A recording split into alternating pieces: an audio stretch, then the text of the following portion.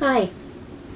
Hello again. We're in Adolph Saphir, the chapter Elements to the Divine, the human element of the divine word. And the last segment, Saphir has been musing on how we can call the Bible the Word of God and still acknowledge that within its pages are, well, many pages of the works and words of people who aren't godly.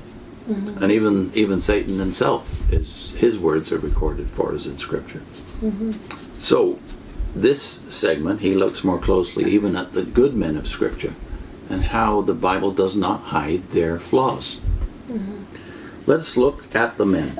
We like to see them each with his own face. There was Moses, brought up in all the wisdom of the Egyptians. There was Amos, taken from the simple scenes of shepherd life.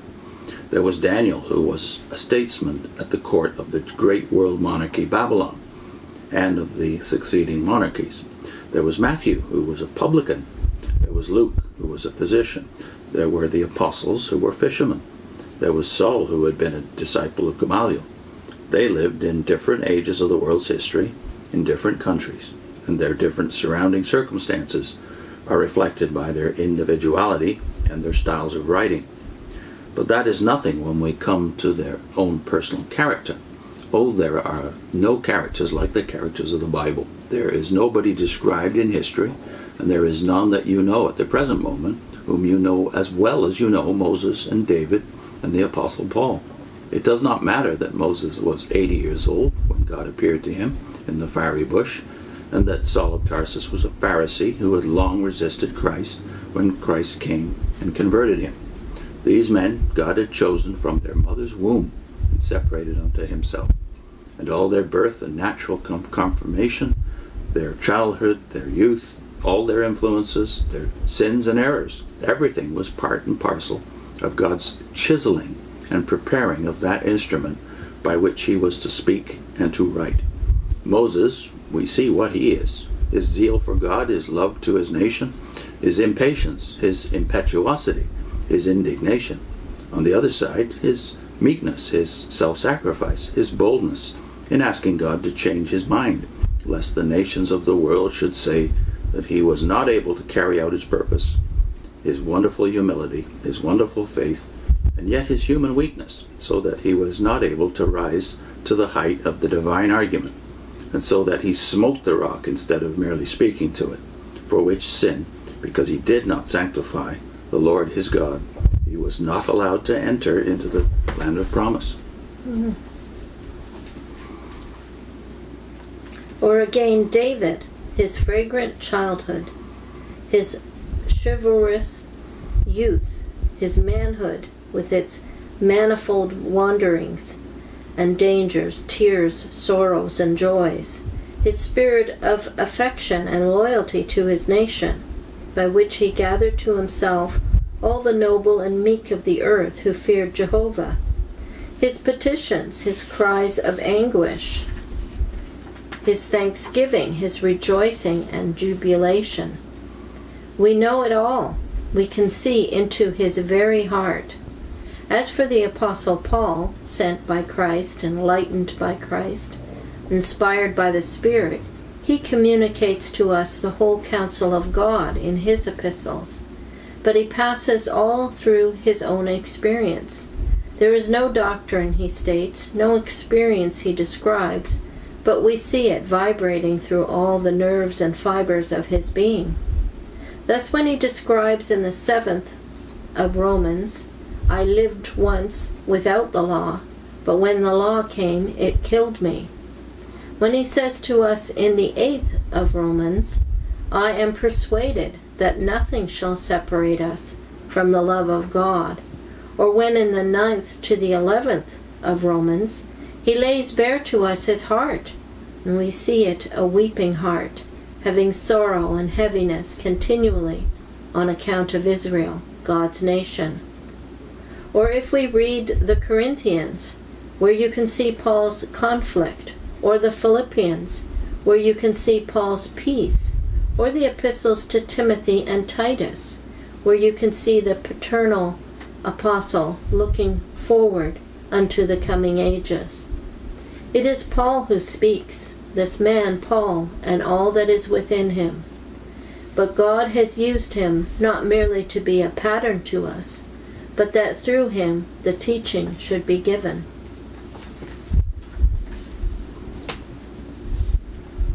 But you say, oh, that is very true, but how can we imagine and how can we conceive human beings receiving teaching and disclosures from above? Why, they have nothing to do but just to receive them and to send them forth again. Oh, it is not so. The scripture shows us the humanity of these men in the very act of their being inspired and receiving the word of God from above. And the first piece of humanity, which we can all understand, is this, that they are not willing. When God appeared to Moses and said, go now with my message, Moses said, no, send someone else. I'm not fit. He resists. The apostles were the witnesses of the resurrection, but they would not believe it themselves for a long time. They doubted. How did they become the witnesses of the resurrection? Look at Jeremiah.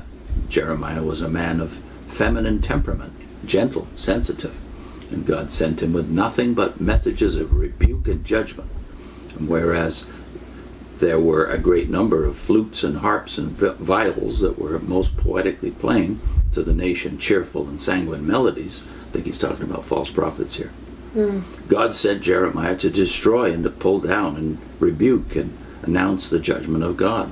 And Jeremiah expostulated, what a selection you have made. You chose the very thing that lacerates me. I am to do this? I will not do this. I am distracted by reason of thy terrors night and day. He expostulated with God. He says, am I to weep away all my soul in rivers of tears? He cursed the day of his birth. He kept silence, but it burned within his bones as a fire. And God's word he must speak, and he did speak. There you see God and the man. Look at Daniel. God gave him a vision. In the 2nd chapter of Daniel, there is an image represented. In the 7th chapter, there is the revelation given of the 4 monarchies and of the descent of the Son of Man from heaven. But in the book of Daniel, we can see the effect that it had upon him. He fainted. For days he was not able to eat. It was as if his soul had gone away from him. And then he asked the question, what shall the end of these things be? Or again Isaiah, when he saw the glory and heard the holy, holy, holy, said, woe is me. And again, when the great revelations were given to him, he burst forth in the exclamation, who hath believed our report? Or, oh, that thou wouldst wouldst rend the heavens and come down. And John in the book of the Apocalypse, now notice this, oh, no book of Scripture can we say so emphatically that it is God's word, for it is the book of the revelation which God gave of his Son, Jesus Christ.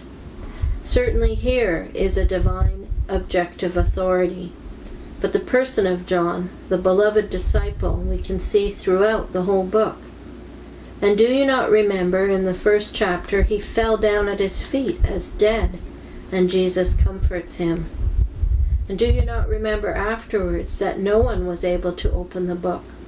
I wept much, I wept much. Do we, who believe the Bible, ever think of the men by whom the Bible was written as mere instruments and pens? But now I must emphasize the other side. Let us take then the most subjective part of Scripture, the Psalms. A man says to me, surely you do not mean to say that the Psalms are God's words.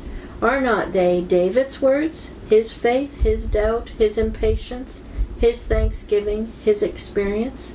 Of course they are. But what if the whole David was God's word? What if God had prepared and made and guided this David, that in him as a pattern and an installment in a finite, imperfect, and sin-mixed way, there should, by the Spirit, be shown forth the experience of Christ in an infinite, perfect and altogether sinless and divine way. Is not the Psalter the prayer book of the Messiah? Is not the 22nd Psalm, although it does refer to David and was uttered out of David's own depth of heart, really far beyond David's depth of heart? And did he not by the Spirit say, "The Lord saith unto my Lord"? And in the 2nd Psalm, in which he says, "Thou art my Son, this day have I begotten thee." And in all the Psalms in which the events of Christ's life are predicted, and the events of the lives of those who are identified with Christ, is it David who speaks? Or is that true which David himself said on his deathbed? The last words of David, the King of Israel, the sweet psalmist, "The Spirit of the Lord spake in me." The Psalms of David are the most subjective part of the Bible, and it is most evident that all the Psalms of David are God's Word. Yeah, the interpretation of the Psalms is one of the most difficult aspects of an easy place to make error when it comes to how you use the book of Psalms. As we learned as Jehovah's Witnesses, you can do great mischief. Take Jeremiah. Certainly the message that he delivered to Israel was none of his seeking, neither was it to his taste. But does not Jeremiah know perfectly that God sent him, and that he is not one of the false prophets? In no other prophet is the contrast given with so much emphasis as in this prophet between false prophets who also spoke what they called the word of the Lord, very beautiful, poetical, religious, and pious, but God had not sent them. In our days, some men have the ignorance and the audacity to compare the inspiration of Scripture with the inspiration of Shakespeare and poets and sculptors. For man has intuitions and imaginations and ideas, and may express them. But what is the chaff to the wheat? My word, saith the Lord, is like a hammer that breaketh in pieces the rocks, and also like the rain that comes down from heaven. And did not all the apostles know with the greatest certainty and conviction that the things that they spoke and wrote, they spoke and wrote with the words not which human wisdom teaches, but which the Spirit of God teaches? And I wish yet to lead you still farther into the human element of the Scripture. God reveals to us his mysteries, but not like a magician or thaumaturgist in as bewildering and mysterious a manner as possible, but in a simple and unostentatious a manner as possible, just as our blessed Lord Jesus concealed what other men would have pronounced publicly. His birth in Bethlehem after 30 years was completely forgotten, and people thought that he belonged to Nazareth. And during the 30 years that he was in Nazareth, he did not go about with a divine halo around his countenance.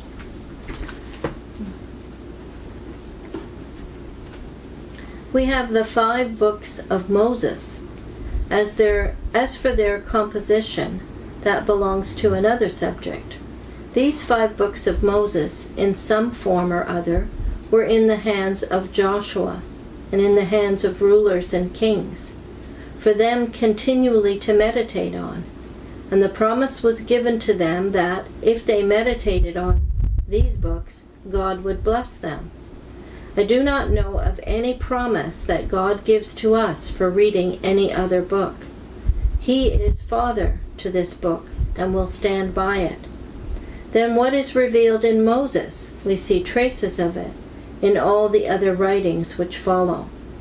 Moses is constantly quoted by the latter historians and by the prophets. If it was only the name which God pronounced to Moses, the Lord God, merciful and gracious, long-suffering, and so on, it forms, as it were, the foundation of the Psalms and the prophets, with the benediction of Aaron. The Lord bless thee and keep thee. Then we find in the days of David and the other psalmist that they are studying the Word of God. Then we find that Isaiah quotes the prophet Micah. Then Daniel studies the books of Jeremiah. Then we find that the apostles are always referring to the books of Moses and the prophets. Then we find in the second epistle of Peter a reference to the epistles of the Apostle Paul. So you see how it grows. No evolution. It is not as if that which was started first by Moses, by itself in the mind of man, developed and became better and clearer and fuller. They did meditate on it. They did think about it. They did pray over it. But it did not develop by itself. God had to interfere again and again with new revelations, creative beginnings, directed from above.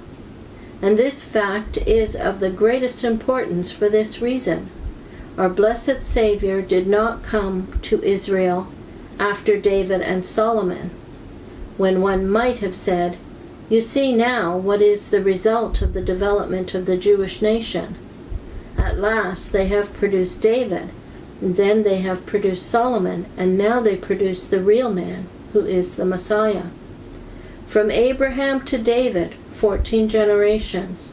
From David down to the Babylonish captivity, 14 generations.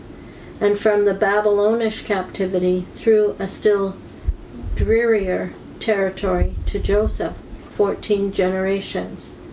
And when of the tree of David there was nothing left but what Isaiah calls a stump, when the tabernacle of David was fallen low, and the representative of the house of David was the blessed and dear Virgin Mary, who brought a pair of turtle doves because of her poverty. Then Jesus came. For this is the motto of Israel. With man it is impossible, but with God all things are possible. So the divine unity of Scripture is the title Saphir chose for this book, but you could say the divine authority of Scripture doesn't depend upon the perfection of the agents, the vessels that God is using. They are clay vessels. Mm-hmm.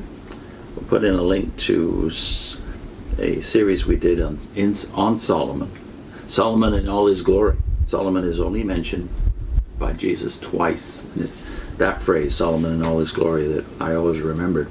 Mm-hmm. So the life of Solomon epitomizes both the glory and the debasement of Israel.